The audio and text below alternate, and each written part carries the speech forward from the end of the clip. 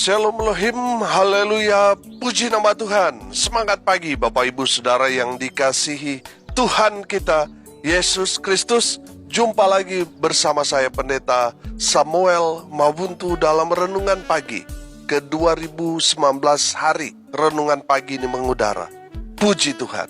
Bapak Ibu Saudara yang dikasihi Tuhan, sebelum kita membaca, mendengarkan dan merenungkan firman Tuhan hari ini, mari kita berdoa. Minta pimpinan Roh Kudus. Kita berdoa. Bapa di surga, berbicaralah kepada kami semua.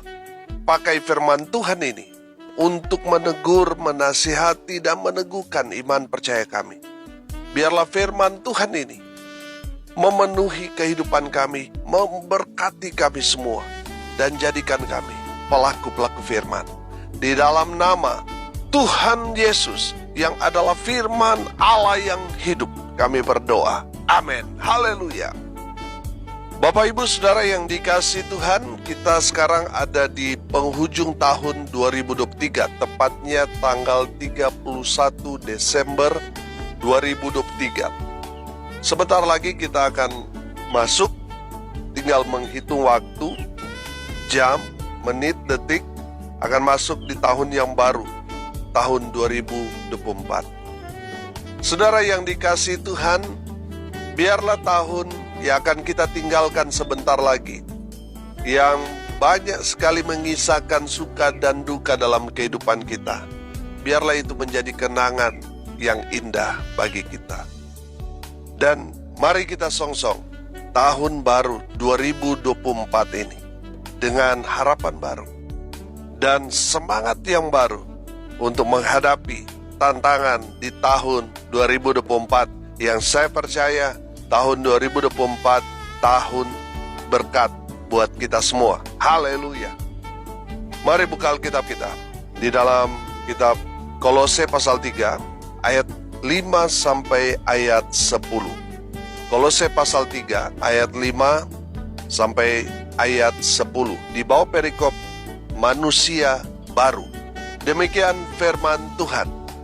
Karena itu, matikanlah dalam dirimu segala sesuatu yang duniawi, yaitu percabulan, kenajisan, hawa nafsu, nafsu jahat, dan juga keserakahan yang sama dengan penyembahan berhala. Semuanya itu mendatangkan murka Allah atas orang-orang durhaka. Dahulu kamu juga melakukan hal-hal itu ketika kamu hidup di dalamnya. Tetapi sekarang buanglah semuanya ini, yaitu marah, geram, kejahatan, fitnah, dan kata-kata kotor yang keluar dari mulutmu. Jangan lagi kamu saling mendustai, karena kamu telah menanggalkan manusia lama serta kelakuannya, dan telah mengenakan manusia baru yang terus-menerus diperbaharui untuk memperoleh pengetahuan yang benar menurut gambar kaliknya. Haleluya.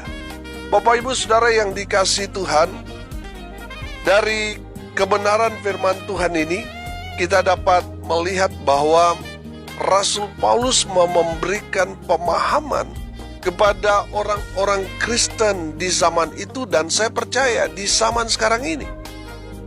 Amin. Rasul Paulus mau memberi pesan kepada mereka, kalau mereka sudah mengikut Tuhan, sudah menjadi orang percaya, hendaklah mereka itu hidupnya itu berubah. Tidak lagi hidup dalam kegelapan, tapi hidup dalam terang Tuhan. Amin. Saudara yang dikasihi Tuhan, dengar ini baik. Kalau saudara mengaku saudara orang Kristen, tetapi kehidupan saudara tidak jauh berbeda dengan orang-orang yang tidak mengenal Tuhan, yang terikat dengan narkoba, minuman keras, main judi, main perempuan, dan lain sebagainya, saudara masih melakukan hal-hal itu, saudara tidak jadi berkat. Saudara jadi batu sandungan bagi orang lain. Saudara yang dikasihi Tuhan, dalam pesan firman Tuhan ini, Rasul Paulus mau katakan, saudara yang mengaku pengikut Tuhan, saudara harus menjadi manusia yang baru, yang hidupnya berubah karena mengalami perjumpaan dengan Tuhan. Saya percaya saudara, orang yang mengalami Tuhan, mengalami perjumpaan dengan Tuhan, hidupnya itu pasti berubah. Amin. Dari kehidupan yang penuh dengan kegelapan, berubah karena sudah berjumpa dengan Tuhan Yesus secara pribadi, hidup dalam terang Tuhan. Amin. Saudara, itu terjadi kepada Rasul Paulus. Sebelum dia bertobat, dia bernama Saulus. Dalam Kisah Para Rasul pasal 9, di sana diceritakan tentang pertobatan Saulus, seorang teroris bagi orang-orang pengikut Tuhan pada saat itu. Karena di mana ada orang Kristen, di sana dia kacaukan, dia bakar, dia aniaya, dia bunuh, dan lain sebagainya. Itu pengalaman Saulus sebelum dia berjumpa dengan Tuhan Yesus. Hidup dalam kejahatan, hidup dalam dosa. Tapi ketika dia berjumpa secara pribadi dengan Tuhan dalam perjalanan ke Damsyik itu, kehidupan Saulus berubah dari gelap menuju terang Tuhan. Amin.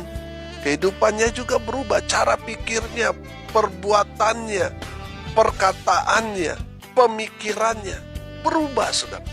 Dia seperti seorang yang lahir baru.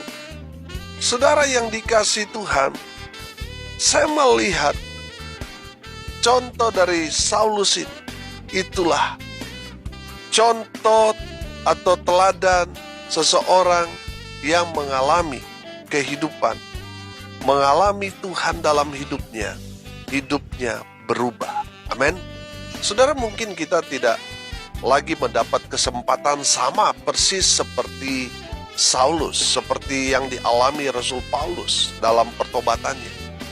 Tapi kita mengalami di mana Tuhan menegur kita, Tuhan menyapa kita, Tuhan berbicara kepada kita melalui apa? Firman Tuhan yang kita dengar dari hamba-hamba Tuhan yang berkhotbah, dari firman Tuhan yang kita baca, kita renungkan bersama-sama.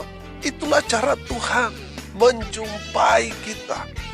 Saudara yang dikasihi Tuhan, saya percaya seseorang yang mengalami Tuhan dalam kehidupannya, pasti dia berubah menjadi manusia yang baru di dalam Tuhan.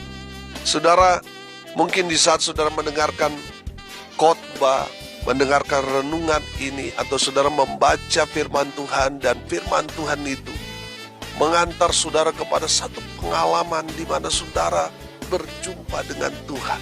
Saya percaya saudara, firman Tuhan itu adalah Tuhan Yesus itu sendiri.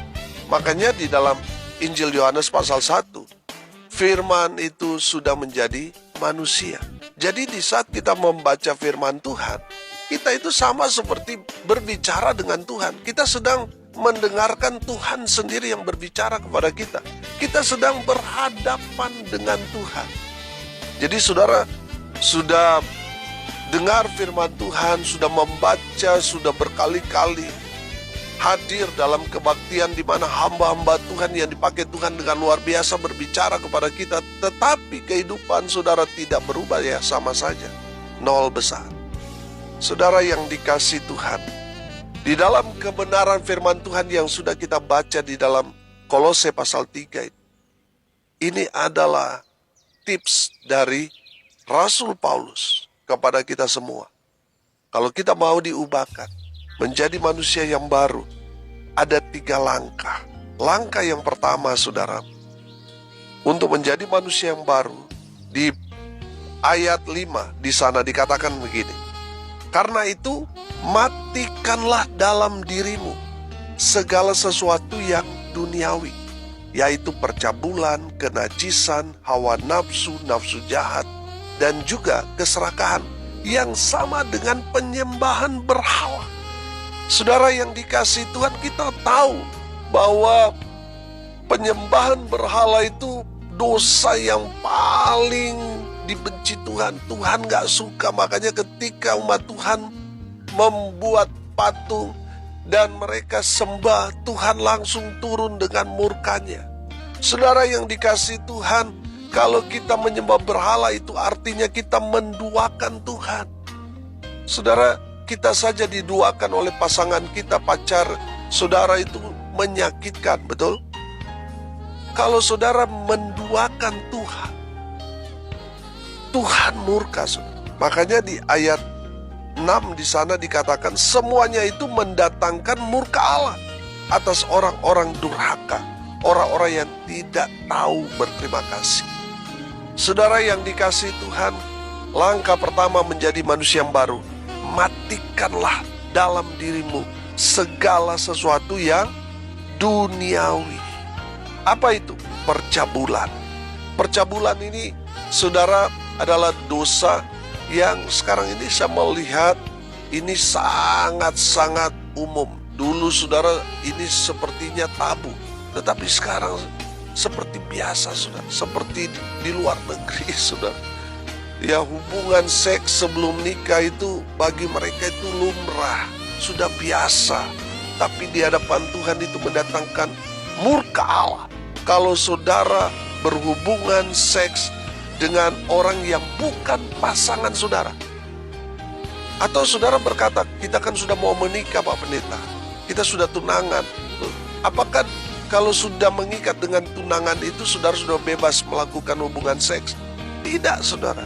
Itu hanya pengikat untuk maju ke jenjang yang lebih serius dalam pernikahan. Tapi itu tidak melegalkan hubungan saudara untuk berhubungan seks dengan pasangan saudara. Tidak, saudara. Saudara, kalau kita melakukan hubungan seks dengan orang yang bukan pasangan kita, itu dosa percabulan. Saudara sudah kumpul kebo, itu dosa percabulan. Kenajisan itu, saudara sudah punya pasangan resmi, sah di hadapan Tuhan, tapi saudara masih suka jajan, masih suka sewa pelacur, suka sewa BO, saudara masih suka melakukan hal-hal yang tidak benar dengan orang yang bukan pasangan saudara. Padahal saudara sudah sah menjadi suami, sudah sah menjadi istri, tetapi saudara masih punya pacar, padahal sudah punya pasangan. Ketika saudara berhubungan dengan orang yang bukan pasangan saudara, itu menyebabkan dosa kenajisan. Kalau dalam perjanjian lama, saudara sudah milik seseorang, sudah menjadi suami istri, lalu sudah berhubungan dengan orang lain, saudara menajiskan hidup saudara. Dan kalau dalam perjanjian lama, saudara nggak boleh tinggal serumah, itu membuat najis satu rumah itu.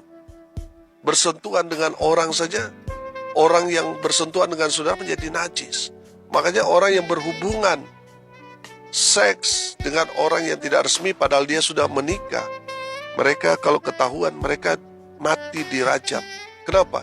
Karena mereka menajiskan orang-orang yang bertemu dengan mereka.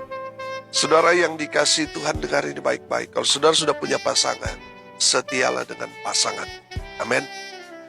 Yang berikut, saudara, matikanlah hawa nafsu. Hawa nafsu di sini artinya apa, saudara? Pikirannya itu seks melulu. Pikirannya itu semua, kebutuhan-kebutuhan duniawi. Saudara bertobat, matikan itu. Karena itu mendatangkan murka Allah. Nafsu jahat. Saudara punya keinginan untuk memiliki, tapi saudara nggak punya. Baik itu uang, untuk mendapatkannya akhirnya saudara mencuri, merancangkan bagaimana saudara mendapatkan motor tetapi dengan cara merampok dan sebagainya. Saudara, itu nafsu jahat. Orang-orang yang melakukan itu, mereka akan kena murka Allah cepat atau lambat. Bertobat. Keserakahan. Saudara sudah mendapat hak, tetapi saudara masih saja mau menguasai hak saudara-saudara, baik adik atau kakak saudara. Bertobat. Saudara sudah mendapat hak dari orang tua berupa warisan. Saudara syukuri saja itu. Jangan saudara mau pakai cara-cara yang tidak benar untuk menguasai yang bukan hak saudara. Bertobat saudara. Orang yang serakah, mereka akan kena murka Allah. Saudara, matikanlah semuanya itu. Percabulan, kenajisan, hawa nafsu, nafsu jahat, keserakahan. Matikan itu. Karena itu hal-hal duniawi yang membuat saudara jauh dari hadirat Tuhan. Tuhan tidak senang dengan orang-orang yang masih mengaktifkan percabulan, kenajisan, hawa nafsu, nafsu jahat, dan keserakahan itu. Tuhan marah, murka dengan orang-orang seperti itu. Saudara, matikan dan jadilah manusia yang baru di dalam Tuhan. Bukan memikirkan hal-hal duniawi, tetapi hal-hal yang berbau rohani. Memikirkan perkara-perkara yang di atas. Haleluya. Bukan memikirkan perkara-perkara dunia, tetapi perkara-perkara surga. Amin. Haleluya. Langkah yang kedua, menjadi manusia yang baru di ayat 8.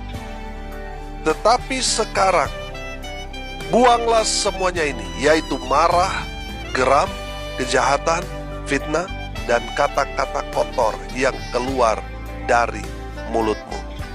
Jangan lagi kamu saling mendustai, karena kamu telah menanggalkan manusia lama serta kelakuannya. Amin. Saudara yang dikasihi Tuhan, kalau saudara mau menjadi manusia yang baru di dalam Tuhan, buang semua yang kotor dalam hidup kita. Buang, saudara. Jangan saudara tampung, saudara, nanti itu jadi busuk, saudara. Nanti itu jadi penyakit buat saudara. Betul? Coba saudara tampung sampah di rumah saudara. Tidak dibuang atau tidak diambil truk sampah misalnya. Saudara, itu akan menjadi penyakit. Itu akan berbau. Dan itu akan menjadi sarang dari sakit penyakit, baik itu lalat, nyamuk, tikus, dan lain sebagainya. Saudara, dengar ini baik-baik.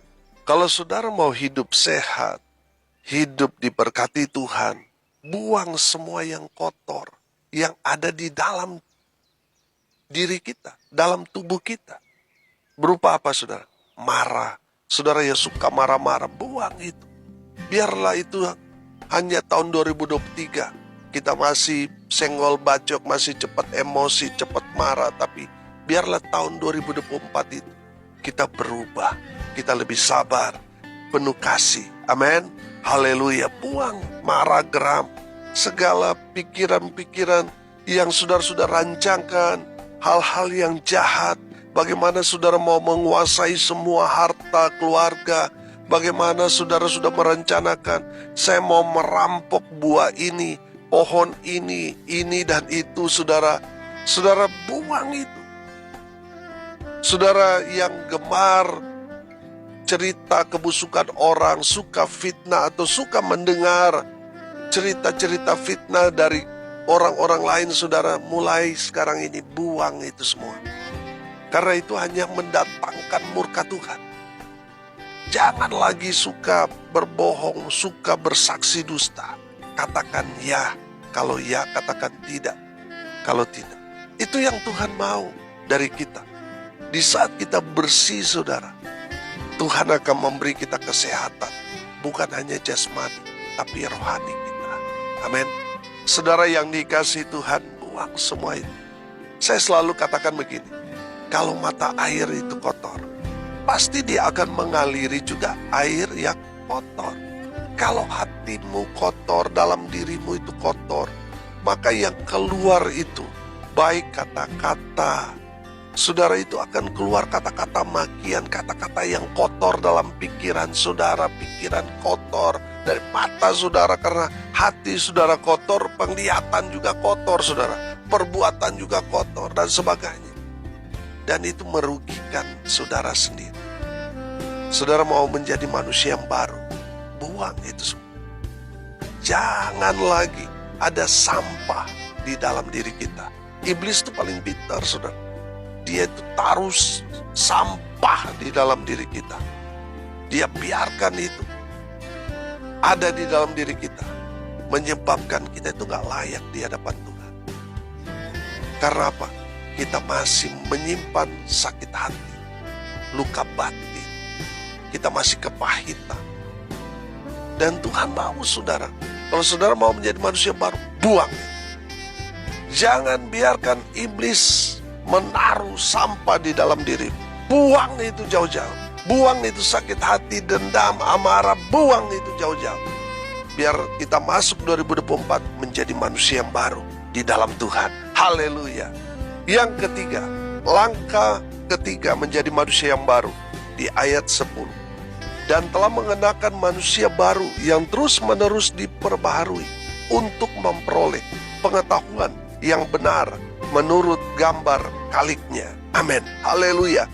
Bapak Ibu Saudara yang dikasihi Tuhan, dari kebenaran firman Tuhan ini kita dapat melihat orang yang mau menjadi manusia yang baru, dia hidup dalam kebenaran. Amin.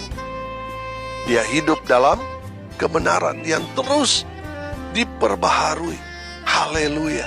Saudara yang dikasihi Tuhan, saya percaya untuk menjadi orang yang 100% baru itu perlu proses, sama seperti yang dialami oleh Rasul Paulus.